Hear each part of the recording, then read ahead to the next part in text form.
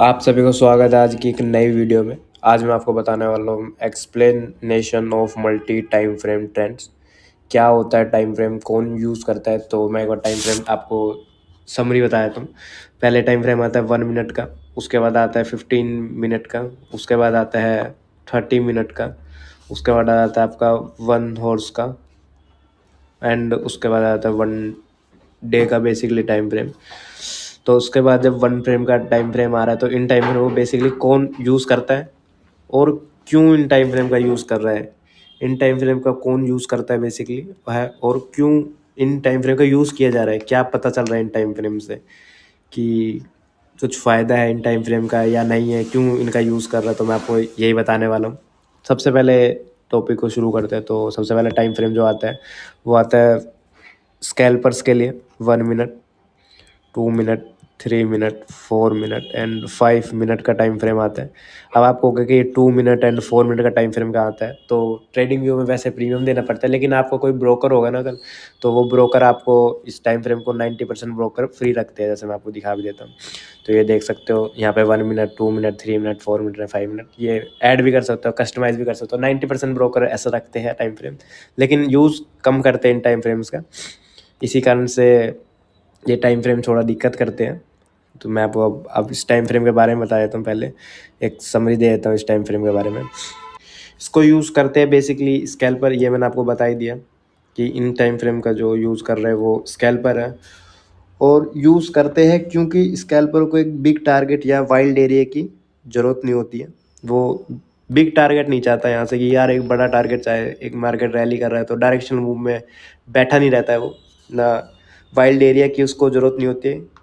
Scalper हमेशा target करता है स्मॉल मूवमेंट के लिए। एक छोटा मूवमेंट, यहाँ से यहाँ तक का मूवमेंट आ जाए, वो इसको ही पकड़ के काफ़ी खुश है। और क्यों करता है वो, इसका रीज़न है कि उसके पास क्वांटिटी होती है ना, जो क्वांटिटी जो होती है ना उसके पास, वो क्वांटिटी बिग होती है। क्वांटिटी बड़ी होने के कारण उसको ये वाइल्ड मूव पकड़ने की, इतना बड़ा मूव पकड़ने की जरूरत नहीं है। वो इस छोटे से मूवमेंट में भी अच्छा खासा अपना प्रॉफिट जनरेट कर सकता है। एक मार्केट है जो चौपी है, अगर उसमें छोटा सा ही मूवमेंट आता है, वही बात है, शायद छोटा सा मूवमेंट आता है तो वो इस टारगेट को अचीव कर लेगा। उसके बाद सिंपल सी बात है कि वो हमेशा यही चाहेगा कि, एक मैं आपको छोटा सा समरी और देता हूँ इस टाइम फ्रेम के बारे में। तो अगर एक मार्केट ऐसे चल रहा है, ये डायरेक्शन है उसकी, तो वो ये चाहेगा कि ये जब टूटने, इस ये रेंज टूट रही है तो यहाँ पे एक एंट्री बनाएगा, सिंपल सा एसएल रखेगा यहाँ पे। यहाँ पे वो, यहाँ पे उन्हें टीपी रख लेगा, टारगेट रख लेगा, एंड उसके बाद मार्केट चाहे कहीं चला जाए उसको कोई मतलब नहीं। इसके बाद कहीं चला जाए उसको कोई मतलब नहीं है। क्यों नहीं है? क्योंकि उसने क्वांटिटी बिग रख रखी है। क्वांटिटी बिग है, इसके वजह से कई कम ही लोग कर पाते हैं स्कैल्पर को लंबे टाइम तक, क्योंकि इसमें बहुत ज़्यादा रिस्क हो जाता है स्कैल्पिंग करने में बेसिकली। इसके कारण स्कैल्पर काफ़ी, आपने देखा होगा, लॉसेस में रहते हैं इंडियन मार्केट वगैरह में। स्कैल्पर लॉसेस में इसी कारण से लॉसेस में, क्योंकि वो बहुत टाइमिंग, बहुत स्पीडली काम करना होता है। एक ज़रा सा मूवमेंट आपको दिक्कत देगा। सेकेंडली, ये काम कहाँ कर रहे होते हैं? बेसिकली काम करते होते हैं ओटीएम में, एटीएम में। अब ओटीएम में आपको पता है कि प्रीमियम हमेशा काफ़ी सस्ते होते हैं इंडियन मार्केट से, 20 रुपये, 30 रुपये, 40 रुपये, ये यहाँ काम कर रहे होते हैं। एटीएम में कभी कभार काम कर लेते हैं, लेकिन आईटीएम में कभी भी नहीं दिखेगा। क्योंकि इनका टारगेट मेनली क्या होता है कि अगर 20 का प्रीमियम है तो इसको 25 रुपये लेकर चला जाए वो प्रीमियम को। वो चाहते हैं 26, 27, इतना में उनका टारगेट पूरा हो जाए, क्योंकि उनके पास क्वांटिटी, फिर वही बात है, क्वांटिटी बड़ी है। इस कारण से वो यही टारगेट रखते हैं अपना। 5 से 6 पॉइंट, 7 पॉइंट का मैक्स टारगेट रखा जाता है स्कैल्पर में। अब दोबारा से एक बार मैं आपको इसकी समरी दे देता हूँ। वो छोटा टारगेट इसलिए रखते हैं, स्मॉल टारगेट क्यों रख रहे हो? क्योंकि उनके पास क्या है, क्वांटिटी बड़ी है। आई होप आपको ये टॉपिक समझ आ गया होगा स्कैल्पर का। इसके बाद जो टाइम फ्रेम आता है वो आता है 15 minute and 30 minute and 45 minute. ठीक है, इसको कौन यूज़ कर रहा है? इनको कौन यूज़ कर रहा है? इन टाइम फ्रेम को यूज़ किया जाता है एंट्री क्रिएट करना, यानी एक मैं आपको एंट्री को क्रिएट करना, कि जो डे का ट्रेंड चला रहा है ना, जैसे डे से मान लो मार्केट ऐसे नीचे गिरता आ रहा है, तो इसमें शार्प एंट्री बनाना एक काम होता है इन टाइम फ्रेम। यही टाइम फ्रेम बताता है कि यार यहाँ एंट्री बनाना सही है या रुकना सही है, या क्या करना, डायरेक्शन मूव पकड़ना, ये हमें बताता है। ये 15 मिनट, 30 मिनट एंड 45 मिनट की एंट्री। बेसिकली मैंने 45 मिनट इतना ज़्यादा यूज़ नहीं करा है, तो मैं इसके बारे में क्लियर नहीं हूँ, लेकिन बुकिश लैंग्वेज में, बुक की लैंग्वेज में आप कहोगे तो इसका उसमें यही आता है कि एंट्री क्रिएट करने के लिए ही ये टाइम फ्रेम को यूज़ करा जाता है। इसका थोड़ा मैं एक आपको एग्जांपल ठीक सा दे देता हूँ जिससे आपको और क्लियर समझ आ जाए। जैसे आवरली टाइम फ्रेम ओपन करा तो आवरली टाइम फ्रेम आपको ऐसा दिख रहा होगा कुछ, कि मार्केट लगातार कंटिन्यू डाउन आ जा रहा है। लेकिन यहीं पे अगर आप 15 मिनट का टाइम फ्रेम ओपन करोगे या 30 मिनट का टाइम फ्रेम ओपन करो तो आपको ऐसे मार्केट ऐसे गिरता आ रहा होगा। तो ये जो रिट्रेसमेंट एरिया, रिट्रेसमेंट आ रही है ना, इस रिट्रेसमेंट में पकड़ने का तुम्हें एक मौका मिल जाएगा यहाँ पे। यहाँ पे तुम ये सोचोगे ना कि यार एक शार्प एंट्री क्रिएट हो जाए। इसमें एंट्री बनाने पे क्या होएगा, इसमें भी एंट्री बनाई जा सकती है, लेकिन इसमें क्या होगा कि आपका एसएल बहुत बड़ा हो जाएगा। यानी अगर आप निफ्टी में काम कर रहे हो तो यहाँ पे कम से कम भी 100 पॉइंट का या 120 130 पॉइंट के आसपास का एसएल हो जाएगा, जो कि काफ़ी बड़ा एसएल हो जाता है इंडियन मार्केट के अकॉर्डिंग। ये इसी कारण से यहाँ पे इतना बड़ा एसएल ना देना पड़े, इसी के लिए ज़्यादातर डायरेक्शन जो मूव करते हैं वो 15 मिनट एंड 30 मिनट का टाइम फ्रेम लेते हैं। इसमें 45 भी लेते हैं, लेकिन मेरे को 45 के बारे में इतना ज़्यादा नॉलेज नहीं है, तो इस कारण से मैं आपको 45 मिनट के बारे में बता नहीं रहा हूँ। क्योंकि बुक की लैंग्वेज अगर देखोगे तो उसमें 45 मिनट का है, लेकिन मैं आपको नहीं बता पाता हूँ क्योंकि मैंने उसको कभी यूज़ इतना ज़्यादा नहीं करा है। मैं आपको फिर एक बार बताया था कि कौन इसका यूज़ कर रहा है। यहाँ पर मैंने लिखा भी था, एंट्री क्रिएट करना को यूज़ कर रहे हैं कि हमारा एसएल जो है वो ज़्यादा बड़ा ना हो। अगर हावरली टाइम फ्रेम चलता आ रहा है तो वो एक कंटिन्यू डायरेक्शन दिखाया कि डाउन गया, फिर डाउन गया एंड फिर दोबारा डाउन गया। लेकिन जब हम 15 मिनट या 30 मिनट का टाइम फ्रेम खोलोगे तो आपको ये डायरेक्शन ऐसी दिखेगी कि नीचे आ रहा है, फिर थोड़ा ऊपर गया, फिर नीचे आया, फिर थोड़ा सा ऊपर। ये रिट्रेसमेंट एरिया पकड़ने में काम आएगा। इससे क्या होगा, हमारा जो एसएल होगा वो कहीं ना कहीं थोड़ा छोटा लग सकता है एसएल, प्लस में हमारा टारगेट यहाँ पे बड़ा भी कर सकते हैं हम। प्लस अगर इसका स्टॉप लॉस देते हैं हम कहीं ना कहीं तो हमें काफ़ी बड़ा स्टॉप लॉस लेना पड़ सकता है इंडियन मार्केट के अकॉर्डिंग। इसी कारण से इसका यूज़ करा जाता है। आई होप आपको ये टॉपिक भी समझ आ गया। यहाँ पे थर्ड टॉपिक जो आता है वो आता है वन हॉर्स का, हावरली कहते हैं बेसिकली, 4 हॉर्स का, 2 हॉर्स वगैरह जो आप समझ रहे हो, 1 2 3 4, ये हॉर्स का टाइम फ्रेम आता है। ये क्यों किया जाता है, इसका रीज़न बताता हूँ मैं आपको। ये जो टाइम फ्रेम्स है ना, ये बेसिकली मोमेंटम के लिए यूज़ करता है। अब आप कहोगे कि यार मोमेंट तो मेरे को 15 मिनट से ही पता चल रहा है, लेकिन नहीं, जो स्ट्रॉन्ग मोमेंटम होगा ना वो हमेशा इन बड़े टाइम फ्रेम से पता चलेगा, ना कि छोटे टाइम फ्रेम से पता। जितना बड़ा टाइम फ्रेम होगा उतना आपको मोमेंटम ईजी तरीके से पता लगेगा। आप इससे इसके थ्रू मूवमेंट नहीं क्लियर कर सकते हो। ये आपको मोर देन बेटर एंट्रियाँ दिलवा सकता है मूवमेंट इसके अपॉर्चुनिटी वगैरह। जैसे आपको बताता हूँ मैं, तो ये जो मूवमेंट है ना, ये वाला मूवमेंट, ये एक स्ट्रॉन्ग मूवमेंट है, क्लियर मूवमेंट है कि आप यहाँ पे एंट्री बना सकते हो। एक 15 मिनट टाइम फ्रेम पे गए आप, आपने एक क्लियर एंट्री बनाई, आपको टारगेट भी जल्दी मिलेगा यहाँ पे, या फिर एसएल भी जल्दी मिल जाएगा। लेकिन यहाँ पे ये भी पता लग रहा है कि ये जो मूवमेंट है ये स्ट्रॉन्ग है, यानी यहाँ पे सेलर काफ़ी अच्छे तरीके से एक्टिवेट है, तो आपको यहाँ पे एंट्री क्लियरिटी बना सकते हो आप जाके। लेकिन आपको जब पता चले कि आवरली टाइम फ्रेम कुछ ऐसे शो कर रहा है, तो आपको इसमें क्या पता चल रहा है, इसमें पता चल रहा है कि बोथ आर फाइटिंग, कि यार ये एक रेंज में फंस गया है। अब रेंज में क्या हो रहा है कि मार्केट एक तरफ ऊपर जा रहा है, फिर एक तरफ डाउन आ रहा है, तो यहाँ पे एंट्री बनाना बहुत मुश्किल हो जाएगा आपके लिए। इसको बेसिकली साइडवेज मूवमेंट ही कहोगे ना, कि यार ये इतना साइडवेज मूवमेंट चल रहा है यहाँ पे, तो एंट्री बनाना यहाँ रिक्सी है। लेकिन आपको अगर इसको 15 मिनट पे शिफ्ट कर दोगे आप, 15 मिनट के टाइम फ्रेम पे इसको शिफ्ट कर दोगे, तो आपको लगेगा कि यार ये भी अच्छा मूवमेंट है, इसमें कैप्चर कर सकता हूँ मैं। आपको इसमें वेट कब तक करना चाहिए, इस मोमेंट में वेट जब तक करना चाहिए जब तक एक अच्छी खासी स्ट्रेंथ ना दिखे। मान लो इसको तोड़ा, यहाँ क्लोजिंग दे रहा है, फिर एक कैंडल ये इस पॉइंट के आसपास आपकी एंट्री होए, तो मोर देन इसमें फंसने से बेटर है कि आप यहाँ पे अच्छी खासी एंट्री बना सकते हो। यही रीज़न है इसका कि एंट्री बनाना हमारे लिए मोर देन बेटर हो जाए। यहाँ पे सिंपली स्ट्रेंथ दिख रही है ना कि यार ये मार्केट साइडवेज नहीं है। अब आपको यहाँ पे एक स्ट्रेंथ दिख रही है कि यार ये मार्केट बिल्कुल भी साइडवेज नहीं है, एक ट्रेंड में मार्केट है। लेकिन जैसे ही आप इस मार्केट को देखोगे तो आपको लगेगा नहीं यार ये मार्केट साइडवेज है, कि 4 से 5 घंटे साइडवेज हो सकता है, वन डे भी ऐसा साइडवेज रह जाए। तो आपको स्ट्रेंथ पता लगाने के लिए, ये मूवमेंट को पता करने के लिए यहाँ पे इसका यूज़ करा जाता है। तो मैं आपको एक समरी बता देता हूँ इसकी। तो ये मूवमेंट यूज़ करने के लिए आपको एक स्ट्रॉन्ग मूवमेंट यूज़ करने के लिए आपको ये एंट्री बताता है। 15 मिनट पे आप स्ट्रॉन्ग मूवमेंट नहीं दे सकते हो। ठीक है, मूवमेंट आपको पता लग जाएगा किधर की डायरेक्शन, लेकिन स्ट्रॉन्ग मूवमेंट आपको पता लगेगा तो इससे क्या होगा, आपके एसएल भी जल्दी लग सकते हैं या टारगेट भी बड़ी जल्दी आ सकता है आपको, क्योंकि 2 से 3 कैंडल 15 मिनट की आपको टारगेट दे रही है। आप ऐसे साइड में मार्केट में अगर फंस जाते हो मानो, तो आपको बहुत ज़्यादा इसमें दिक्कत होगी। आई होप आप ये टॉपिक समझ गए होंगे। अब यहाँ पे शुरू करते हैं फिर फोर्थ टॉपिक को।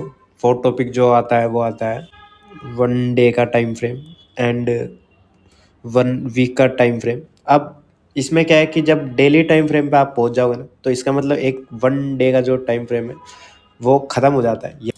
इस लेवल पे जब आप आ जाओगे तो एक डे ट्रेडर का ना काम खत्म हो जाता है। जैसे मैं भी, आपको पता है कि डे ट्रेडिंग करता हूँ, 1 लोट से 2 लोट से ऑप्शन बाइंग कर रहा हूँ, तो डे ट्रेडिंग हुई कहीं ना कहीं मेरी भी। तो डे ट्रेडर का यहाँ पे काम खत्म हो जाता है। इनके ऊपर जो भी स्विच कर रहा है वो स्विंग ट्रेडर कहलाएगा, यानी SWI, स्विंग ट्रेडर कहते हैं इनको, कि ये स्विंग ट्रेडर होता है। यहाँ पे डेली, वैसे डे ट्रेडर तक का यही लास्ट मोमेंट है। डे ट्रेडर जो उसका काम इस लेवल पे आके ख़त्म हो जाता है। उसके बाद जो ऊपर के जो ये बच रहे 1 वीक का हुआ, 2 वीक का हुआ, तो ये जो टाइम फ्रेम है इनके अकॉर्डिंग स्विंग ट्रेडर ही आते हैं। बेसिकली मैं कम करता हूँ बहुत, तो मैं इसके बारे में आपको इतना ब्रीफ तरीके से नहीं बता सकता हूँ, अच्छा तरीके से एक्सप्लेन नहीं करता हूँ, लेकिन फिर भी मेरे को, मैंने जो स्टॉक्स पोजीशन लिया उसके थ्रू मैं आपको बता सकता हूँ कि कैसे क्या होता है। वैसे वीकली का भी वीक एंड में ही यूज़ आता है, कि जो वीकेंड होता है ना उसमें ही इसका यूज़ आता है बेसिकली। ये वीकेंड जो है ये बेसिकली डिसीजन क्रिएट करने में हेल्प करता है आपकी, कि डिसीजन जो क्रिएट करते हो ना आप, उसमें आपकी हेल्प कर, कि नेक्स्ट वीक के लिए आपको ये पोजीशन को होल्ड करना है या यहाँ पे स्क्वायर ऑफ करना है, ये आपको बताता है बेसिकली वीकली टाइम फ्रेम या डे टाइम फ्रेम। वैसे डेली टाइम फ्रेम क्यों यूज़ किया जाता है, ये मैं आपको एक बार थोड़ा ब्रीफ तरीके से समझा देता हूँ। यहाँ पे जैसे मैं आपको एक पहला स्ट्रक्चर बता देता हूँ, 1 2 3 एंड 4। एक स्ट्रक्चर और बताया तो दूसरा 1 2 3 एंड 4।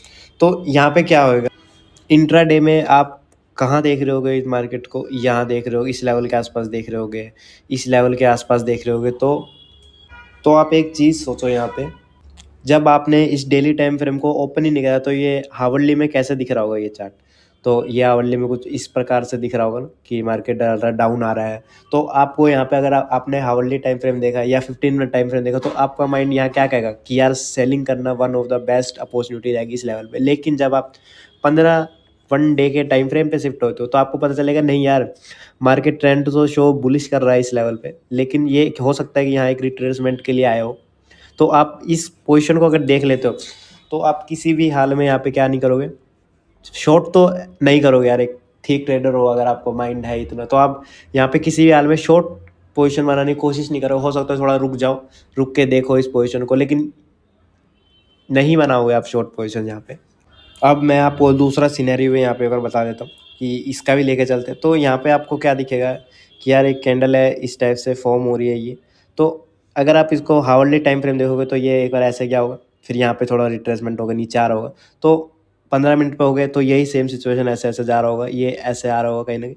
तो यहाँ पे आप शॉर्ट बनाओगे अपनी पोजीशन किसी भी हाल में। आप यहाँ पे अगर आप एक समझदार ट्रेडर हो, या आपको खुद भी पता है इतना, अगर आपको साल से 2 साल हो गए ट्रेडिंग करते हो, तो आप किसी भी हाल में आप पोजीशन को सेलिंग साइड नहीं बनाओगे। हो सकता है ये मूवमेंट आ जाए, पूरा रिवर्स हो जाए यहाँ से, लेकिन आप एक बार रुकोगे पक्का।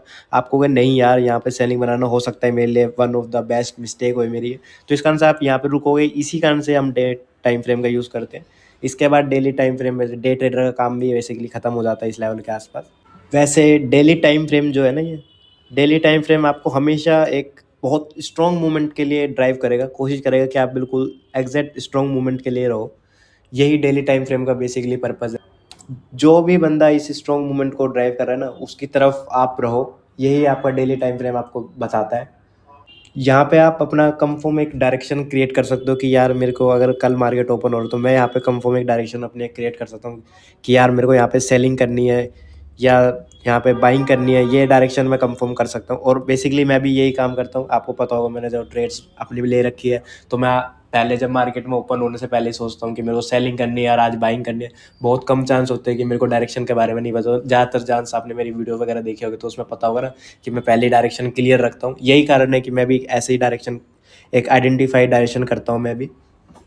यार जो वीकली टाइम फ्रेम है ना, वन वीकली जो टाइम फ्रेम आता है यार, इसके बारे में मैं आपको पूरा कंफर्म तो नहीं बता सकता क्योंकि मैंने इतना ज़्यादा इसमें काम नहीं करा है। मैं स्टॉक्स में काम कर रहा हूँ तो नॉर्मल काम कर रहा हूँ, इसमें कोई इतना बड़ा ज़्यादा काम नहीं कर रहा हूँ। तो मैं आपको लेकिन कुछ जो बुक की चीज़ें है वो आपको ज़रूर इसमें हल्का फुल्का मैं आपको बता सकता हूँ। इसका यूज़ बेसिकली बहुत कम ही मेरे को लगता है कि बहुत कम लोग वैसे यूज़ कर रहे हो इस टाइम फ्रेम का। बेसिकली इसका यूज़ करा जाता है, वैसे फ्राइडे को यूज़ करते हैं इसका, कि ये पता लग जाए एक ट्रेंड में कि यार वीकली क्लोजिंग कैसी मिल रही है। मान लो कोई डे का ट्रेंड ऐसे चलता आ रहा है तो हमें ये पता लग जाए कि यार वीकली क्लोजिंग किस टाइप से मिल रही है। तो डे का ऐसे ही बनेगा ना कैंडल, यार 1 वीक का कैंडल इसी टाइप से सेम बनेगा। तो इसी कारण से हमें पता लग जाए कि यार क्लोजिंग किस हिसाब से मिल रही है। हो सकता है वैसे मैं इसको यूज़ नहीं कर रहा इतना, तो वैसे मैं बता रहा हूँ, लेकिन जो मैंने बुक के थ्रू पढ़ा है तो उसके लैंग्वेज के अकॉर्डिंग बता रहा हूँ मैं। तो वो इसी टाइप से क्लोजिंग कैसे मिल रही है इस लेवल के आसपास ये पता लगता है बेसिकली। यहाँ पे मैं बेसिकली अगले वीक, नेक्स्ट जो वीक होगा ना उसके लिए एक वो कर सकता हूँ प्रिपरेशन, कि किस टाइप से ट्रेंड मार्केट आगे कंटिन्यू कर सकता है, या इस लेवल के आसपास कितना अच्छा ट्रेंड यहाँ पे कंटिन्यू कर रहा है ये पता लग जाएगा मेरे को इस कारण से। डायरेक्शन वगैरह चेंज होना इस लेवल पे पता लग सकता है। मान लो ऐसे अगर नेक्स्ट वीक जब खुलता है तो ऐसे होता है, थोड़ा ऐसे हो जाता है, तो इससे क्या हो सकता है यहाँ से एक रिवर्स साइन आ जाए, ये आ सकता है। लेकिन इसमें मैं काम नहीं करता हूँ तो मैं इतना आपको कंफर्म नहीं बता पाता हूँ, फिर बता रहा हूँ मैं आपको। अब जो इसके बाद के टाइम फ्रेम आते हैं वो मैं आपको एक बार क्लियर कर देता हूँ पूरा। वो आते हैं 1 मंथ के, 3 month and yearly time frame.